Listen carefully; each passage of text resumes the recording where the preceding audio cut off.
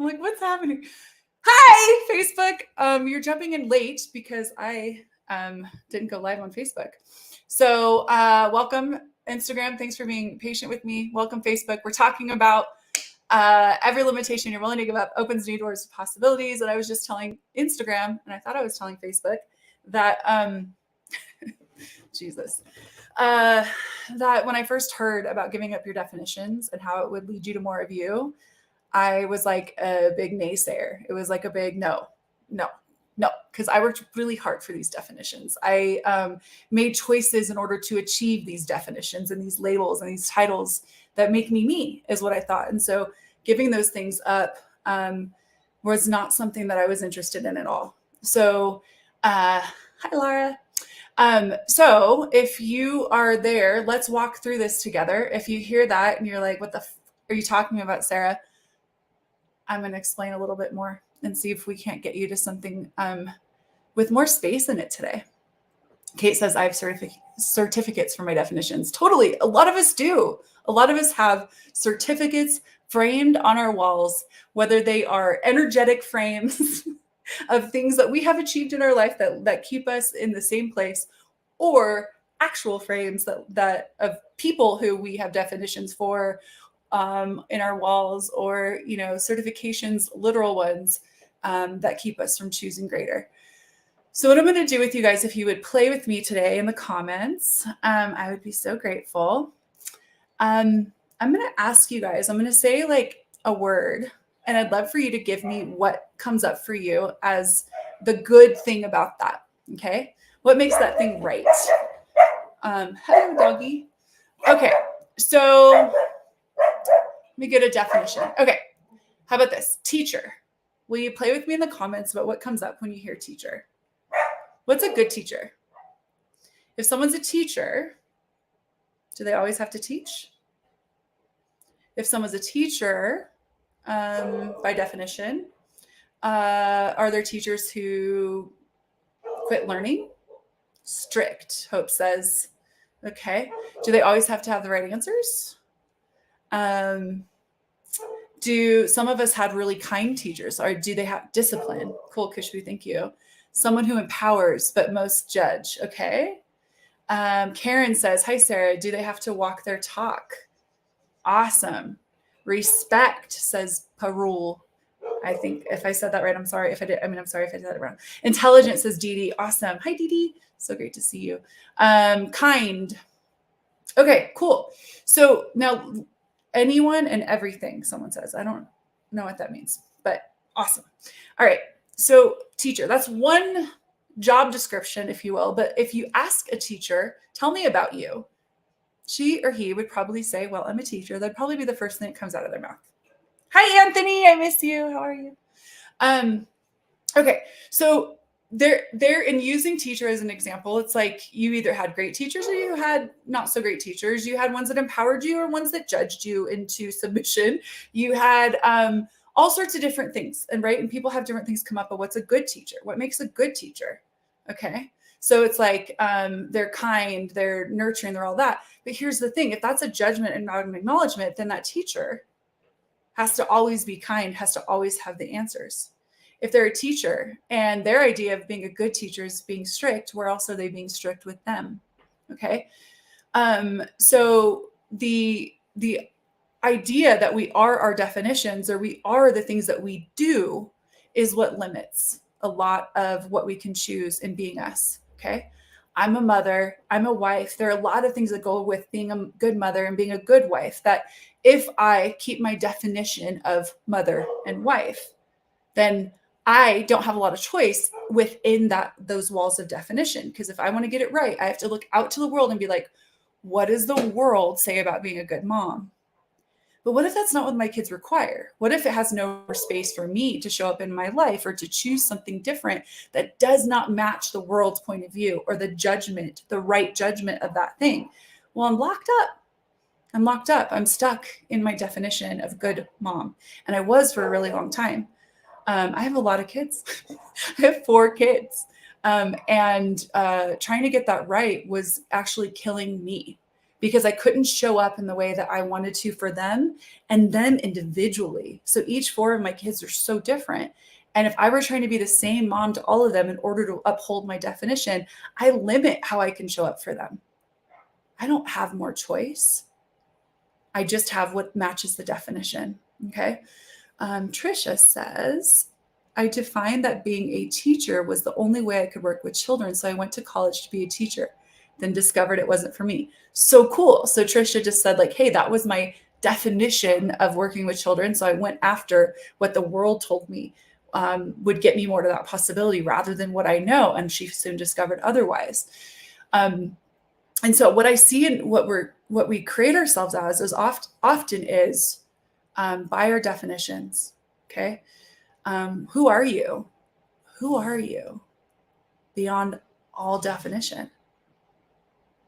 And if you pulled like definition by definition alone, they say in access consciousness is a limitation.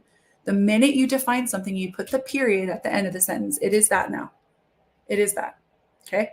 I can't tell you how many times I've defined an energy, or even like, here's a great one. I fall into this category all the fucking time and I keep asking to change it and it just hasn't totally changed yet. But I have really crazy resting bitch face.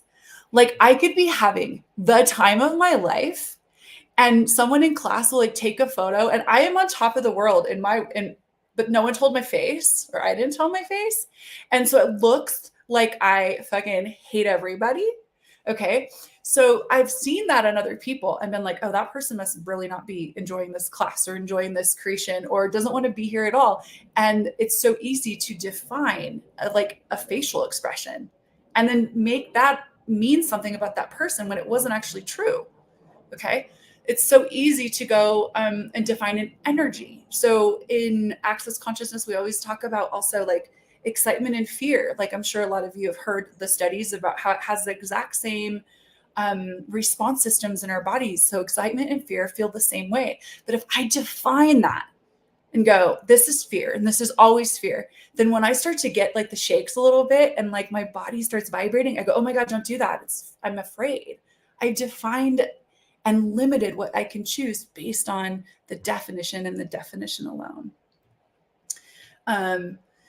So my friend Anthony says, what about narcissistic parents or teachers that pass along to their kids without knowing? Pass along to their kids like being narcissistic? Is that what you're asking? Pass that along to their kids without knowing?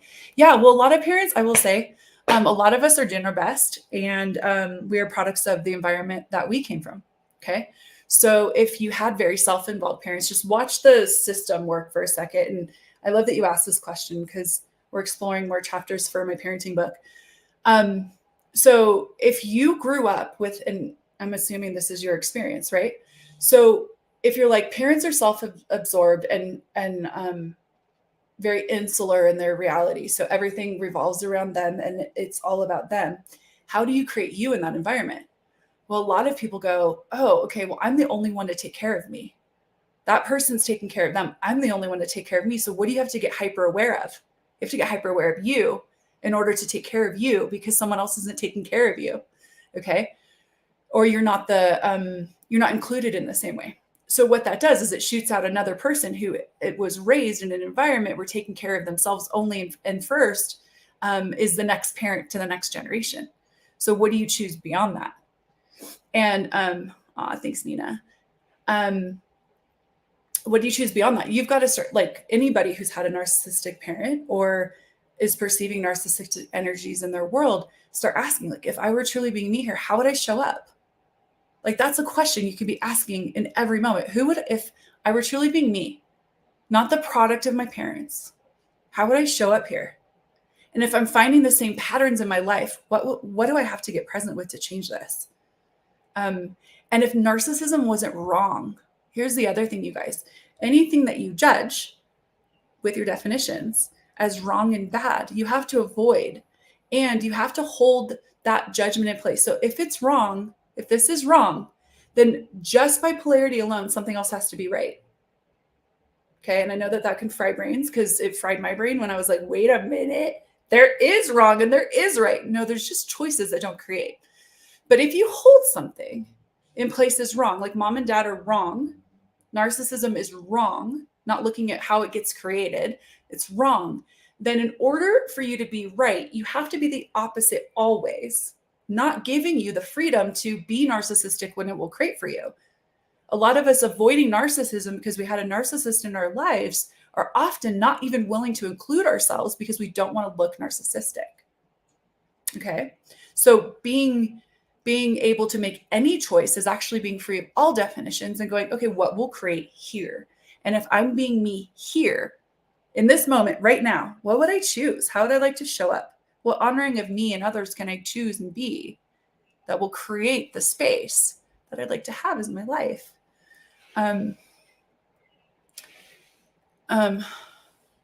So Anthony says, you can share this if need be, but I'll never forget my ex-girlfriend. We talked that night and my ex-girlfriend was gaslighting me and being horrible to me and beating me down. And your words were, is there a woman who does that to a man in your life?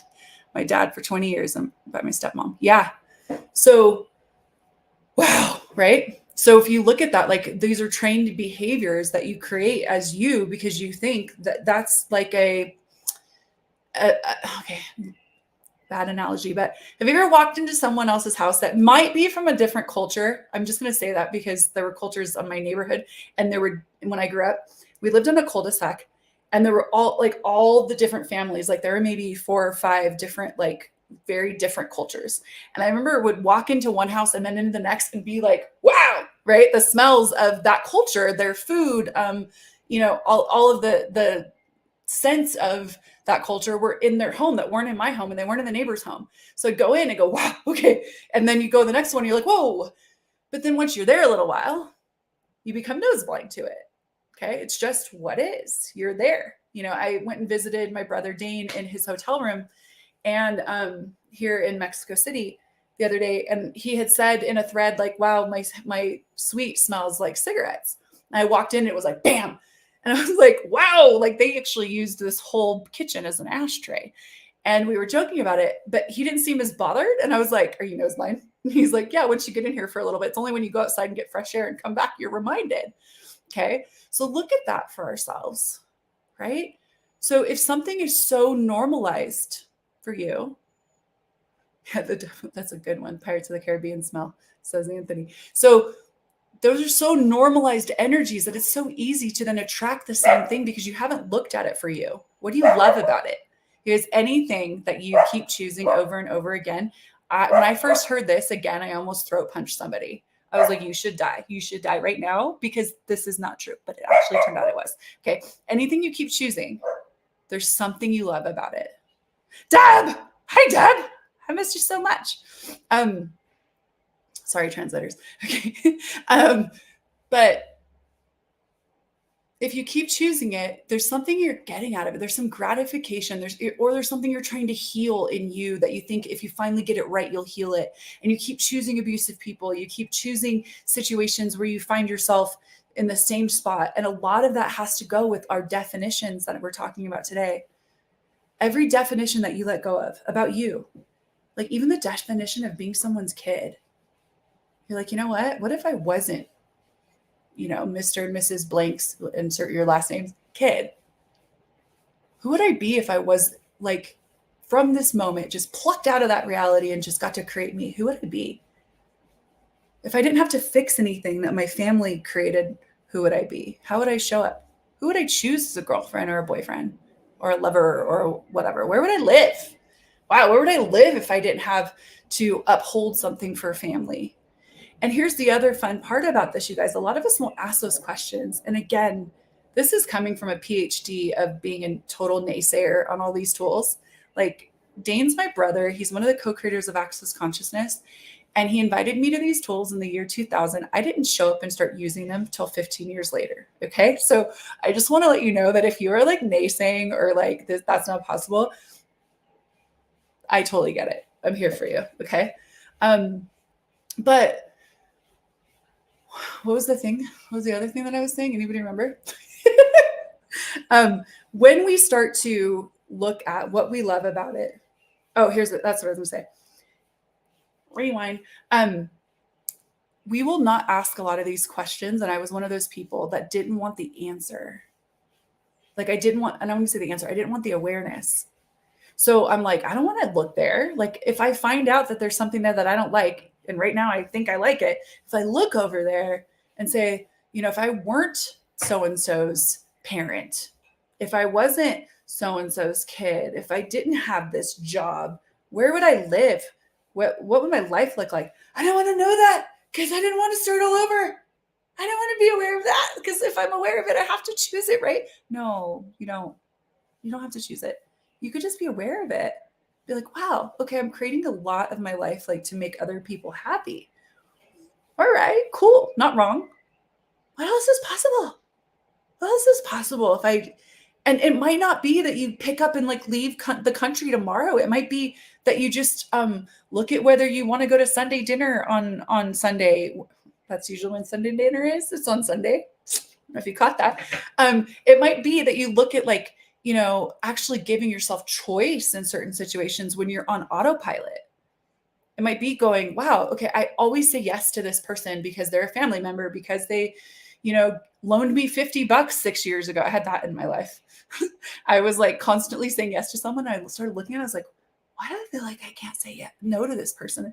And I tracked it back with question, remembering one time that they loaned me $50 and I somewhere took some vow or oath to like pay them back with my soul. So I was like, wow, okay. So how many of us are doing that and not being in question, going, wow, okay, cool. If I'm willing to just be aware, what other choices could I make that would include more of me, not from the definition of me or being the right, good something, doing something right. Hi, Berta. Hello. Hi, guys. Thanks, Jay. I love your positivity, he says. Thank you. Prajia says, and what do you do when we don't even have any, she said effing, but I'm going to say fucking clue who we are. But still, there are numerous limitations attached. Well, what if you never actually truly got to know with certainty and definition who you are? Oh, Facebook user says, happy birthday. I'm squirreling right now. My birthday's tomorrow, but it has gone far and wide that it's today. So I get to celebrate for 2 days. I'm very excited. Okay. So back to Prajia's question though. What if there was no definition for you? A lot of us think that being you or finding out who you are has an end point. There's a destination. You're going to finally get there. But again, when you get there, that's all there is. Change. If once you get to something and you don't continue to ask for greater or more, you're not continually asking for something to change that can show up. You've arrived. And now if anything else is possible beyond that, like you won't choose it because you're like, I've arrived. I know who I am. What if creating you every day energetically by what lights you up, what excites you, how much fun you can have, exploring the energetic being that you are is what being on the adventure of being you is. What if it's an adventure, a lifetime adventure that you get to go on, that doesn't have a destination, that doesn't have an endpoint, that you can keep exploring until your last breath in this body? To me, that's really exciting because, I don't know how many of you like road trips, but I know growing up and even now to this day, like being in a car and like knowing I'm like heading somewhere is actually often more fun for me than like getting to the place. Like, what if life was an adventure and every day was a creation of that? What would it look like? This Sunday, or no, not Sunday, just kidding. Saturday, the day after tomorrow, I'm doing a 1 day being you class. There's no prereqs. You've had do no other access. Right now there's a way you can get, if you donate $100 or buy a raffle ticket to win a $350,000 casita for $100 from El Lugar, you can get my class for only $100. So it's a $200 investment in you. If you like anything that we've done on these last few lives, it's 8 hours of that. It's diving in. And I will say, like, self-acknowledgement here.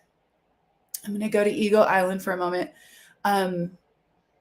I got to be me by using these tools, like more of me every day by using the tools.